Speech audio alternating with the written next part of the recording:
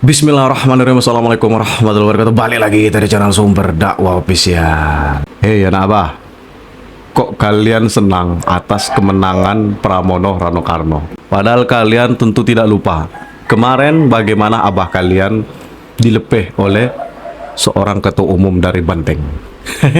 Bisa-bisanya kalian senang atas kemenangan Pramono Rano Karno yang jelas-jelas kader Banteng. Nah, ini untuk kubu 16% yang kemarin Polri katanya tidak ingin lagi di bawah Presiden. Mereka ingin Polri langsung di bawah TNI. Padahal mereka pasti tahu ini kalau efek kalah pasti otaknya error. Panglima TNI itu langsung di bawah Presiden Republik Indonesia. Dan mereka juga ingin Polri di bawah Menteri Dalam Negeri. Itu lebih lucu lagi. Karena Menteri Dalam Negeri itu pembantunya Presiden. Nah, saya yakin mereka pasti ingin Polri itu di bawahnya Banteng. Nah, itu pasti cocok mereka. Nah, ini untuk kubu Banteng yang selalu menyalahkan masalah bansos katanya kandang bansos. Tentunya mereka pasti tidak akan lupa. Dan kalian warga Indonesia pasti ingat, apalagi daerah pandemi, ada salah satu oknum partai dari kubu sebelah yang mengkorupsi bansos untuk warga di saat terkena pandemi COVID-19. Waduh, parah sih, parah. Oke, langsung saja kita melihat videonya agar kita cerdas, agar kita tidak termakan omon-omon, narasi, hoax, ujaran kebencian. Bismillahirrahmanirrahim, let's go. Selamat sore, salam sejahtera untuk kita semua. Ridho. Sudah bilang. Atas izin wali kota. Paslon Ridho unggul 7.000 suara lebih. Terpilih dan wakil wali kota terpilih dan ketua tim pemenangan, saya sebagai juru bicara izin menambahkan, tadi data sudah dibacakan oleh Pak Sujarwiko, selisih suara antara paslon 1 dan paslon 03 sekitar 7.000 lebih. Jadi kalau menurut peraturan perundangan yang kami pahami dan yang kami dapat, itu gugatan masuk ke MK di angka 0,5% apabila penduduk lebih dari 2 juta jiwa. Dan alhamdulillah total suara sah ada 950.000 sekian. Kalau kita hitung 0,5%-nya berarti sekitar 4.500. Dengan ini berarti paslon 01 harusnya tidak bisa mendaftarkan gugatan MK. Tapi apapun itu kami paslon 03 siap. Kalaupun semuanya harus sampai ke MK, kami sudah siapkan datanya secara lengkap. Kami sudah siapkan bukti-bukti di lapangan yang kami punya. Artinya kami sudah betul-betul siap menang. Dan yakin pun kalaupun masuk ke Mahkamah Konstitusi, kami pasti akan menang juga. Jadi terima kasih buat seluruh teman-teman partai koalisi, semua relawan, semua ormas, semua LSM, semua tokoh agama, kiai, habaib, ulama, tokoh pemuda yang hari ini telah bergotong royong berjibaku memenangkan paslon Ridho. Insya Allah tanggal 10 Februari Tri Adianto dan Hanis Bobio akan dilantik menjadi calon wali kota Jakarta. Setelah dilantik, tugas kita terus mengawal pemerintahan ini sampai 5 tahun ke depan.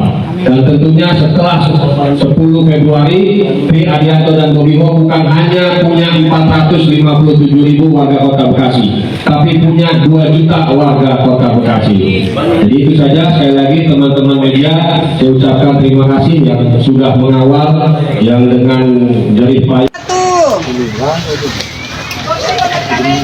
Nah, ini TPS di Sumatera Utara. Pak Sekjen, tolong lihat ini Pak Sekjen. Satu. Satu. Satu. Satu. Satu.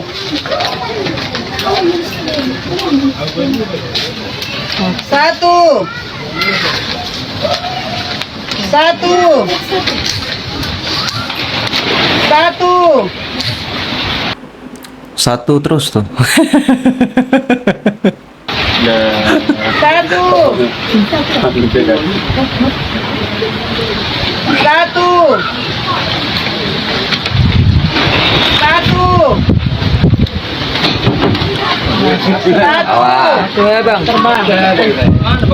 Dua. Oke, baru ada 2. Satu. Satu. Banyak lagi. Satu. Satu.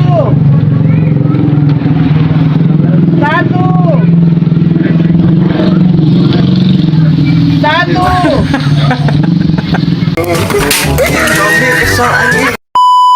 Infrastruktur tadi yang disebut oleh Bobby, itu yang disebut tadi di perbatasan-perbatasan itu jalan nasional, itu jalan-jalannya Jokowi yang belum terselesaikan.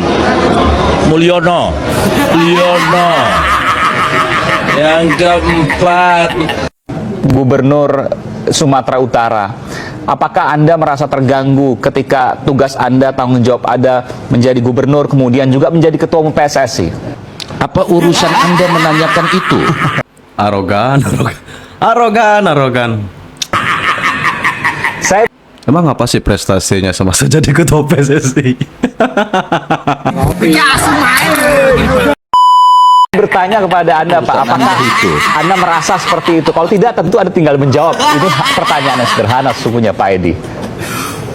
Bukan hak Anda juga bertanya kepada saya. Wartawan punya hak untuk bertanya apa saja, Pak Terima Edi. kasih. Saya juga punya hak untuk tidak menjawab. Saya menghormati akan Waalaikumsalam. tidak menjawab, Pak. Warga Medan, kenapa giliran kota Medan banjir yang kalian salah-salahkan si Bobby? Si Bobby itu kan wali kota, sampai detik ini yang menjabat gubernur itu Pak Edi.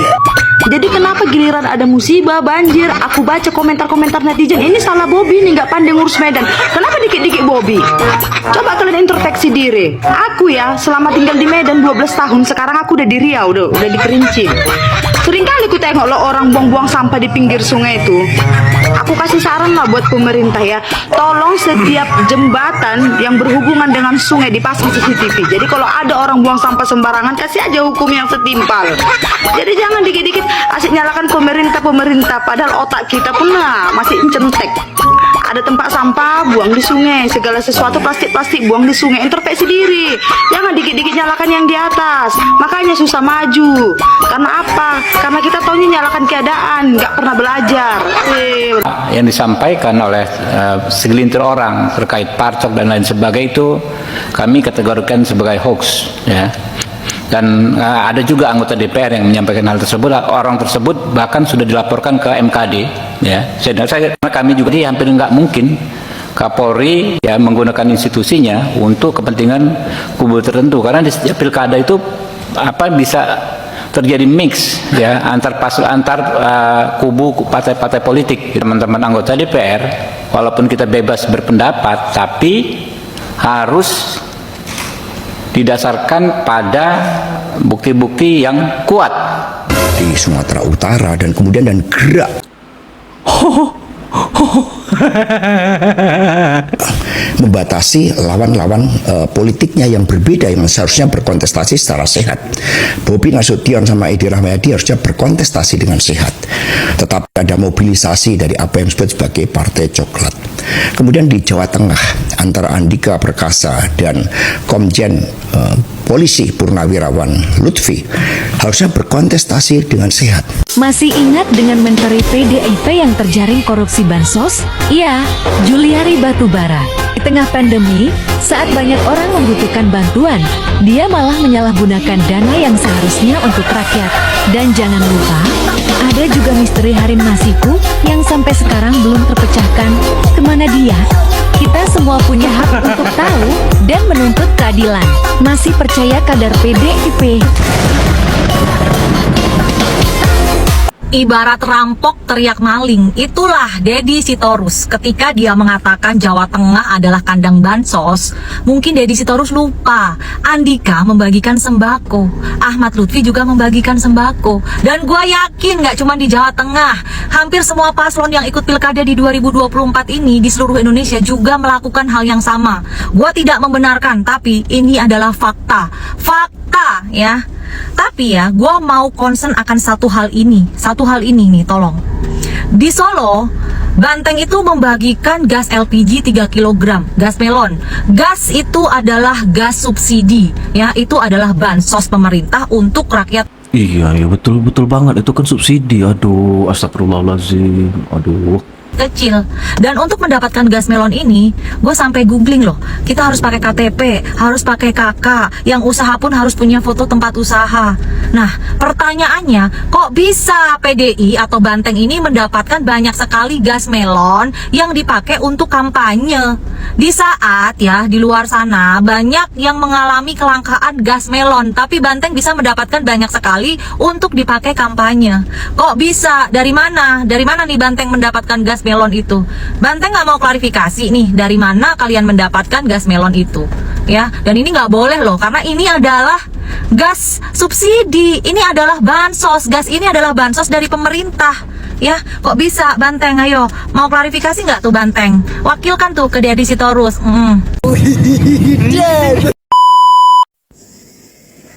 Saudara perhatikan kata-kata ini. A leader does not seek to be a leader. He is called by God to lead. Seorang pemimpin tidak mencari dia kepengen jadi pemimpin, dia cari cara bagaimana jadi pemimpin. Tidak demikian. Pemimpin itu adalah panggilan dari Allah SWT untuk memimpin.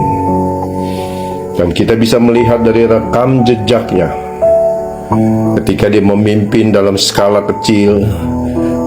Dia melakukan hal-hal kecil dan berhasil, baru dia dapat melakukan hal-hal yang besar. Kalau Anda perhatikan cerita kitab para nabi, Anda bisa melihat bagaimana pemimpin dipanggil untuk memimpin. Nabi-nabi yang dipanggil untuk memimpin sebuah bangsa. Dia tidak ingin menjadi pemimpin, bahkan dia malu menjadi pemimpin. Tetapi pemimpin adalah panggilan.